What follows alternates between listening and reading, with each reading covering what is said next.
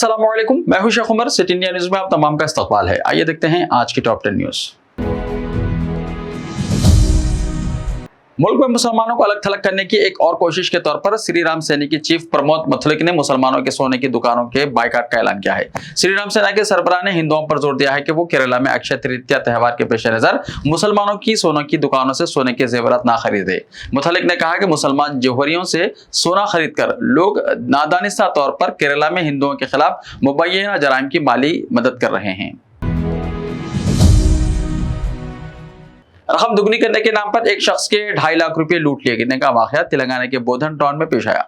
बोधन ACP Rama Rao के मुताबिक मगरबी बंगाल के कुछ लोग गैर मुल्की करेंसी एक्सचेंज के नाम पर धोखा दे रहे हैं। इसी सिलसिले में 18 अप्रैल को बोधन टाउन पुलिस स्टेशन में एक केस दर्ज किया गया। उन्होंने बताया कि कामारेड्डी जिले के बांसवाड़ा के रहने वाले एजाज खान को 2.5 लाख रुपए के इवज 5 लाख रुपए मालियत की गैर मुल्की करेंसी देने का यकीन दिलाते हुए मगरबी बंगाल के कुछ लोगों ने एक बैग एजाज खान के हवाले करते हुए उनसे 2.5 लाख लेकर फरार हो गए। जब एजाज खान ने बैग खोला तो उसमें कागज और अखबारात के टुकड़े पाए गए। धोखाधड़ी का पता चलने के फौरी बाद उसने पुलिस में शिकायत दर्ज कराई। एसीपी रामाराव ने कहा कि मामला दर्ज कर लिया गया है और वाकये की तहकीकात की जा रही है। उन्होंने लोगों को मशवरा दिया कि वो ऐसे वाकयात से होशियार रहें।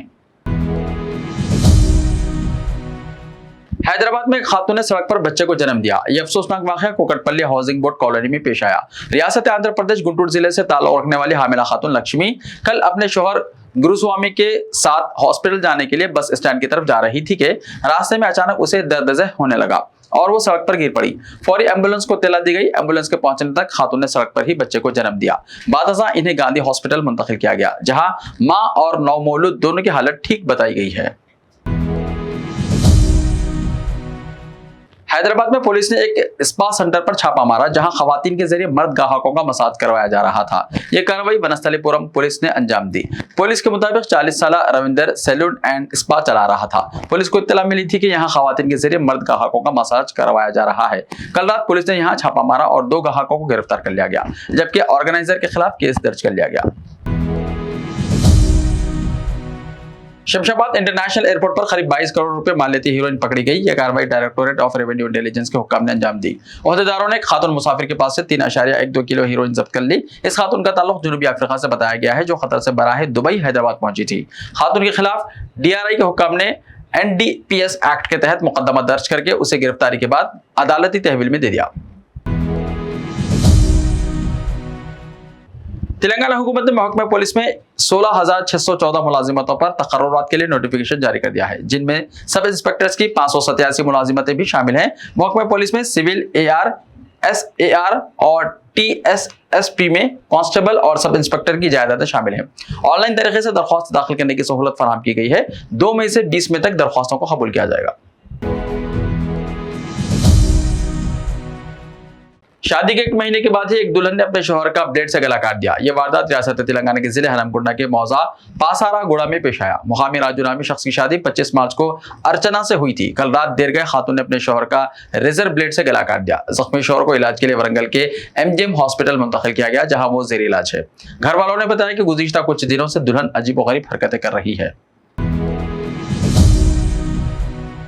महाराष्ट्र में हनुमान चालीसा की सियासत पर कायदीन के दरमियान गर्मा गर्म बयान जारी हैं। बीजेपी के रुकन पार्लियामेंट नवनीत राणा की जानिब से चीफ मिनिस्टर उद्धव ठाकरे के मकान के सामने हनुमान चालीसा पढ़ने की इजाजत देने का मुतालबे का जवाब देते हुए महाराष्ट्र में शिवसेना के हलीफ NCP के खातून लीडर फहमीदा हसन ने कहा कि मैं दिल्ली में लोक कल्याण मार्ग पर वजीर आजम मोदी की सरकारी रिहायशगाह के सामने नमाज अदा करूंगी। उन्होंने नमाज के साथ हनुमान चालीसा, दुर्गा चालीसा, नमोकर मंत्र, चिदवाता की भी इजाजत देने की मरकजी वजीर दाखिला अमित शाह से मुतालबा किया। और फहमीदा हसन ने इस सिलसिले में अमित शाह को एक लेटर भी लिखा है कि मुझे नमाज के लिए इजाजत दरकार है।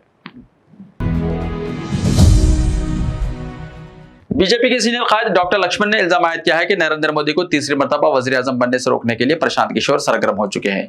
मीडिया के नुमाइंदों से बातचीत करते हुए डॉक्टर लक्ष्मण ने कहा कि प्रशांत किशोर मुखालिफ बीजेपी इलाकाई जमातों को कांग्रेस के करीब करने की मुहिम पर हैं। तेलंगाना में कांग्रेस दरअसल टीआरएस की बी टीम का रोल अदा कर रही है। दोनों पार्टियों के दरमियान खुफिया मुआहिदा हो चुका है। डॉक्टर लक्ष्मण ने कहा कि अवाम हकायक से अच्छी तरह वाकिफ है। कितने ही पार्टियां मुत्तहिद हो जाएं, वजीर आजम नरेंद्र मोदी को नुकसान नहीं होगा। नरेंद्र मोदी तीसरी मरतबा मुल्क के वजीर आजम के ओहदे पर फायज होंगे। उन्होंने कहा कि कल तक बीजेपी और कांग्रेस के मुतबादिल फ्रंट के क़याम के लिए केसीआर ने कोशिश की थी। प्रशांत किशोर से मुलाकात के बाद केसीआर ने प्रशांत किशोर की कांग्रेस में शमूलियत की मंसूबाबंदी की है।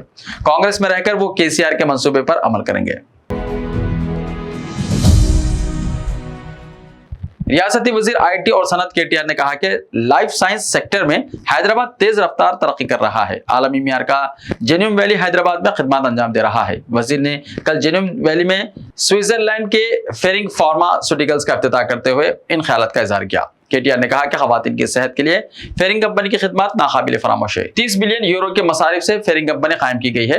TSIIC बायोटेक पार्क में कायम करदा इस प्लांट के जरिए 110 अफराद को रोजगार के मौके हासिल होंगे। उन्होंने कहा कि ये कंपनी स्विट्जरलैंड प्लेटफॉर्म के तहत अपना काम जारी रखेगी। इस कंपनी में माँ और बच्चे की सेहत के लिए अद्वियात तैयार की जाती हैं। ऐसे ही ताजा तरीन खबरों के लिए हमारे यूट्यूब चैनल को सब्सक्राइब करते हुए इसके बेल आइकन को प्रेस कर लीजिए। लाइव वीडियोस देखने के लिए प्ले स्टोर से हमारे ऐप सिटी इंडिया न्यूज़ को डाउनलोड करें। लिंक्स डिस्क्रिप्शन में मौजूद है। तो मिलते हैं कल, तब तक के लिए अपना ख्याल रखिए। अल्लाह हाफिज।